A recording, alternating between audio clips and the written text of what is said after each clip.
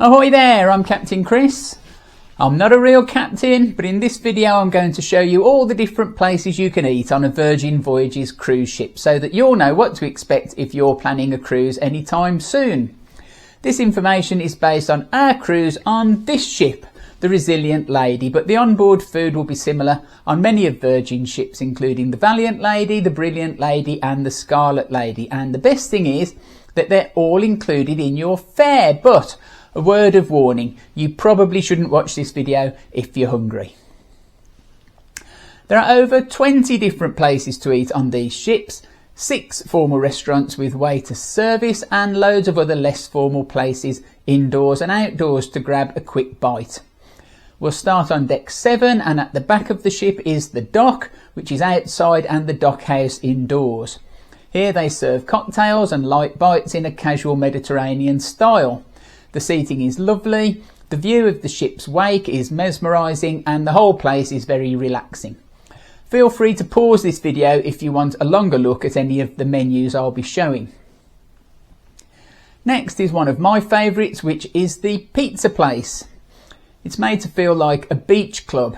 They have a proper brick pizza oven, and I could have happily gone there for lunch and dinner, but there were so many other places to try. The Social Club is a great meeting place where they have games, quizzes and music. In there, the Social Club diner has some cakes and nibbles, and there's a hot dog menu too. It's very informal and a great place to pass some time on the days at sea. The prize for the best named eatery on board goes to Lick Me Till Ice Cream, which serves proper ice cream in a whole host of yummy flavours, and it just seems weird that they're all completely free.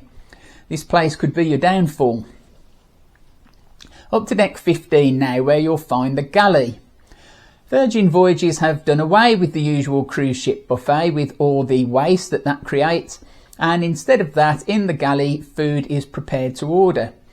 You can order at the counters or raise a little flag at your table and your order will be taken.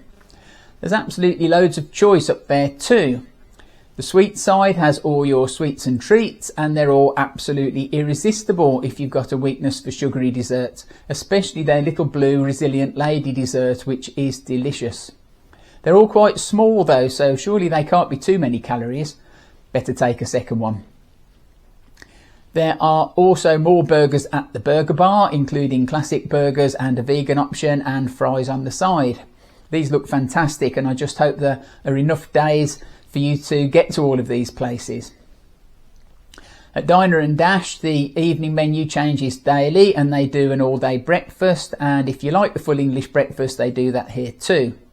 It's definitely worth checking back every day to see what takes your eye. At the Daily Mix, there are breads, bagels and cereals for breakfast, and soups and salads for later on. There are plenty of healthy options here in case guilt starts to take hold, and it's easy to overeat on a cruise, and sometimes you just need a salad. We ate here a few times when our stomachs were needing a break from all the ice cream and pizza. Another great choice for a healthy breakfast is Bento Baby, where you can get delicious granola and yoghurt and beautiful mixed fruit in the mornings, and later in the day their bento boxes are delicious, and again there's a daily variation of the menu. A definite must visit for sushi lovers. We really enjoyed their Bento Baby combo. At the really cute cart called Pops and Bubs, the Pops are delicious handmade ice cream popsicles in loads of flavours, and the Bubs are in the champagne, although that does cost extra. A place that we visited more than once was Hot Off the Press. They had lots of toasted breakfast options like a PB&J brioche and a banana and Nutella open sandwich, and I really liked the pastrami on rye. Another favourite of ours was avo on toast and the buffalo mozzarella toasty, which I found very hard to resist. Hot Off the Press was a place that kept pulling us back every time we were in the galley. Noodle Around was really popular and serves various ramen options, including kimchi and vegan options. It's another really good choice at lunchtime, and everything there looked delicious, so definitely don't forget to visit here. Next, there's another really busy place called Let's Taco Bout It. They serve up breakfast burritos and lunchtime tacos. It's another place not to be missed, so I hope there are enough days in your cruise to get to all of these places. If not, you'll need to book and go again on another cruise. At Well Bread, there are all the delicious breads like focaccia and pastries and croissant and flatbreads and rolls. I made many trips to this one and it smelt fantastic too, and there's also a grab and go in the galley where you can find fresh fruit. The last of the informal eateries is the Sun Club Cafe up on deck 16, which would be easy to miss as it's up there on its own, but it's definitely a hidden gem. There's ample seating there in the sunshine, and they serve a kind of Asian Hawaiian fusion of bowls and buns, and it was one of my wife's favourites. It's the perfect place to eat if you're having a day on the sun deck.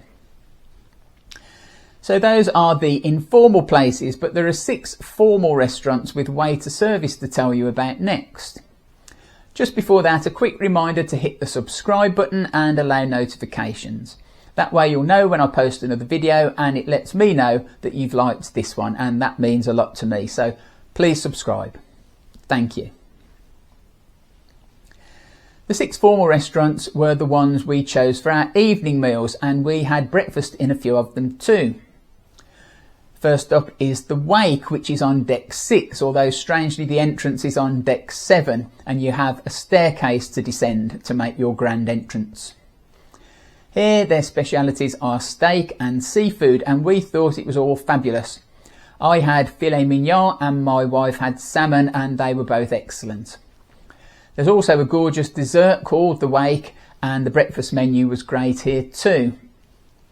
None of the restaurants mind if you over order, so a good tip is to order extra and share it between you.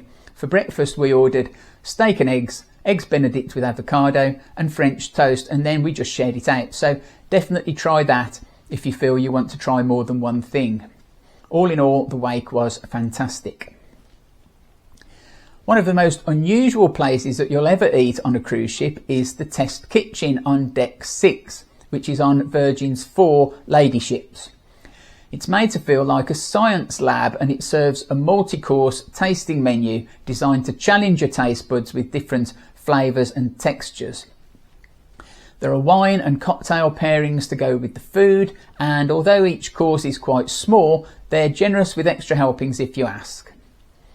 They have a veggie and a non-veggie menu, and those menus rotate throughout your cruise, so the best thing to do is to ask when each menu is happening on the first day and then plan your visits accordingly.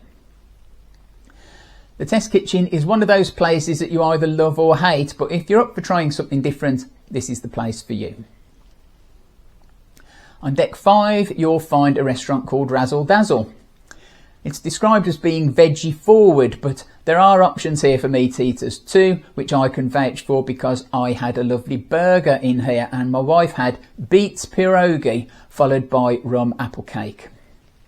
It's another great place for breakfast, and we tried the famous rainbow churros here, although you'll need a high tolerance for sugar to finish them all. The restaurant is decorated with black and white stripes, which is a nod to a wartime camouflage technique, and it was one of our favourite restaurants on board. Definitely worth a try whether you're vegetarian or not. On deck 6 is Extra Virgin, which is a stylish upmarket Italian restaurant. This is usually rated the favourite restaurant by most travellers. Amongst the starters is an at-table charcuterie board.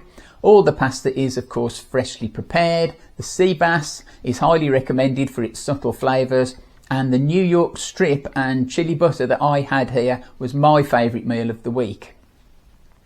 There's a nice choice of desserts too, and if there was a restaurant as good as this in my hometown, I'd be in there every week. There's a large selection of Italian wines too to complement your meal perfectly. This place is fantastic, and I don't think there's a thing on the menu I wouldn't eat. Gunbae restaurant up on deck 15 is both a restaurant and an experience. You'll be seated with other groups in here, no tables for two, and the food is cooked on tabletop grills before your very eyes. The theme is Korean barbecue. The flavours are delicious, but it's more of an interactive party experience than a quiet meal for two, with servers shouting Gunbae, and there are special games at the table before you get down to the business of actually eating. It's an introvert's nightmare, but it's great fun and again very popular. Finally, back on deck 5 is Virgin Voyages Mexican-inspired restaurant Pink Agave, which has a beautifully lit tunnel to enter through once you've stopped for a photo, of course. Pink Agave is not so much of your traditional Tex-Mex style menu, it's more of a street food style with a mixture of small bites and larger plates. Again, I'd recommend ordering several dishes and sharing them out, and the servers were really helpful in telling you how much to go for. We shared a few small plate starters here and then had steak with cheese and sea bass for our main courses. Everything was absolutely gorgeous, and then after that you absolutely must order their famous chocolate tacos for dessert. That should probably just about tip you over the edge, but it'll be so worth it. Pink Agave is another restaurant you really must visit during your cruise, and the main problem you're going to have is that there are so many excellent restaurants and so little time to get to them all that unless you're on a really long cruise, you're going to feel like there was something you missed, and you'll have to book another cruise to visit the venues you didn't get round to the first time. Well, I hope that hasn't left you feeling too hungry. Pass this video on to your friends, and until next time, thanks for watching.